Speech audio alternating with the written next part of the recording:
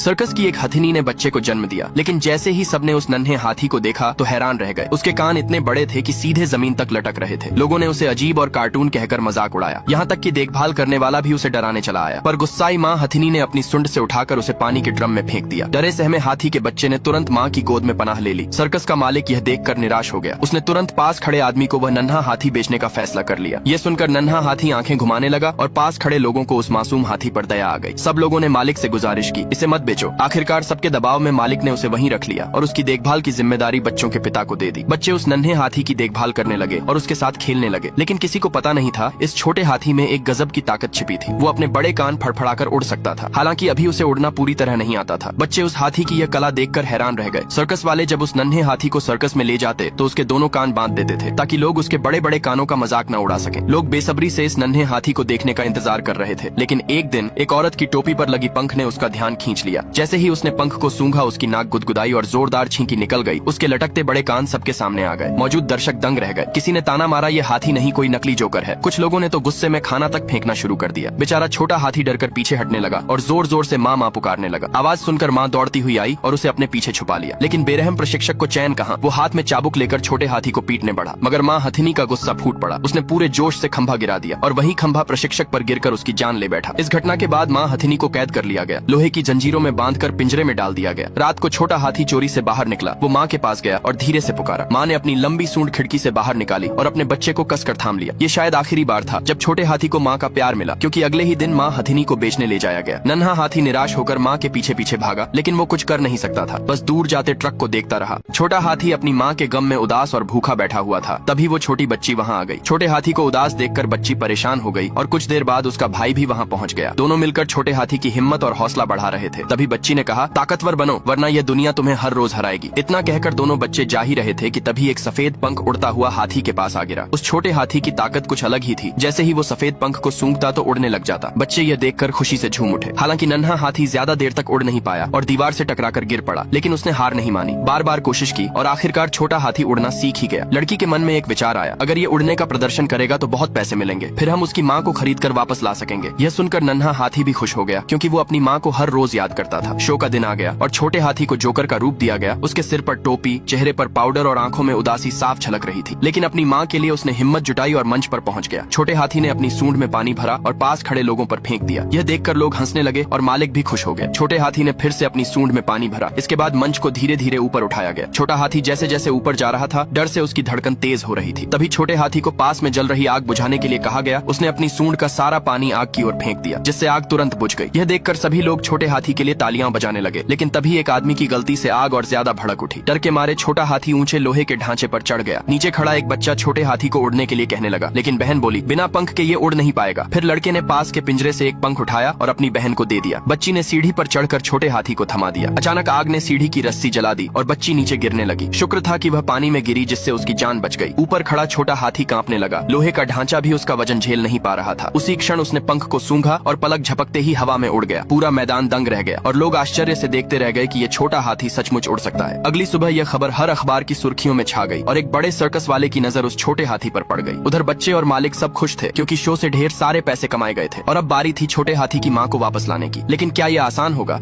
Show खत्म होने के बाद सारे बच्चे उस छोटे हाथी को बड़े प्यार से नहला रहे थे। तभी अचानक छोटे हाथी को अपनी माँ की याद आ गई और भागता हुआ बाहर निकल आया। बाहर देखा तो बड़ा सर्कस वाला छोटे हाथी की तलाश में वहीं आ पहुंचा। उसने छोटे सर्कस वाले को कुछ इनाम का लालच और बड़े सपने दिखाकर उस छोटे हाथी को अपने साथ ले जाने के लिए मना लिया। मगर किसे पता था, उसका असली मकसद उस छोटे हाथी को हड़प लेना था। आखिरकार छोटे हाथी को पिंजरे में कैद कर बड़े सर्कस में ले जाया गया। बच्चों ने पहली बार इतना बड़ा सर्कस देखा था। सर्कस वाले की पत्नी छोटे हाथी से सचमुच मोहब्बत करती थी। तभी सर्कस वाला बच्चों से बोला कि हाथी को उड़ाकर दिखाएं। बच्ची ने पिता की ओर देखा। इशारा मिलते ही वह दूर जाकर सफेद पंख दिखाने लगी। हाथी ने पंख देखा तो दौड़कर उसकी ओर आया और सूंघते ही अचानक उड़ने लगा। तभी सर्कस वाले की पत्नी उसकी पीठ पर बैठ गई। यह नजारा देखकर सर्कस वाले को भी अब यकीन हो गया कि यह हाथी कोई मामूली चीज नहीं है। बड़े शो का दिन आ गया और हजारों लोग इस छोटे हाथी को देखने के लिए जुटने लगे। अचानक छोटा हाथी तेजी से भागने लगा, जैसे कोई अनदेखी ताकत उसे अपनी ओर खींच रही हो। पिंजरों के बीच से गुजरते हुए वह अपनी माँ को ढूंढता रहा। हर पिंजरे पर उसे एक नई उम्मीद जागती और फिर उसकी नजर सामने ठहर गई। उसकी माँ उसी पिंजरे में कैद थी। यह दृश्य देखते ही उसका मासूम दिल तड़प उठा। दोनों की आंखें भर आईं। बच्चे भी पीछे पीछे दौड़ते हुए छोटे हाथी तक आ गए। जब उन्होंने उसकी माँ को देखा तो वे भी हैरान रह गए। तभी बड़ा सर्कस वाला वहाँ पहुँच गया। दरअसल उसी ने छोटे हाथी की माँ को कैद कर रखा था। उसने तुरंत अपने आदमियों से कहा कि इस छोटे हाथी को यहाँ यहाँ से दूर कर दो। छोटा हाथी अपनी माँ के लिए पुकारता रहा, लेकिन बेरहम लोगों ने आखिरकार उसे उसकी माँ से फिर जुदा कर दिया। अब छोटे सर्कस वाले को भी समझ आ चुका था कि उसने गलत आदमी से सौदा कर लिया था। तभी बड़े सर्कस में गलती से आग लग गई। लोगों में अफरा तफरी मच गई, लेकिन बच्चे और उनका पिता आग के बीच फंस गए। उधर सर्कस वाले की पत्नी और कुछ अच्छे लोगों ने मिलकर चारों ओर मची अफरा तफरी के बीच छोटे हाथी की माँ को आजाद करा लिया। आखिरकार छोटे हाथी को अपनी माँ का प्यार मिल ही गया, लेकिन तभी उस औरत को लगा कि शायद बच्चे आग में फंस गए हैं। ये सुनते ही छोटा हाथी बेचैन हो उठा और तुरंत उड़ता हुआ सर्कस की ओर निकल पड़ा। रास्ते में तालाब से अपनी सूंड में पानी भरकर वह सीधा आग के बीच जा घुसा। छोटे हाथी ने अपनी सूंड का सारा पानी उस गेट पर फेंका जहाँ आग भड़क रही थी। आग थोड़ी कम हुई और बच्चे अपने पिता के साथ बाहर निकल आए। पिता ने दोनों बच्चों को छोटे हाथी की पीठ पर बैठा दिया। फिर छोटा हाथी उन्हें लेकर सैफ जगह आ गया। थोड़ी देर बाद उनका पिता भी घोड़े पर सवार होकर पहुंच गया। इस तरह छोटे हाथी को अपनी माँ और बच्चों को एक माँ जैसी औरत मिल गई।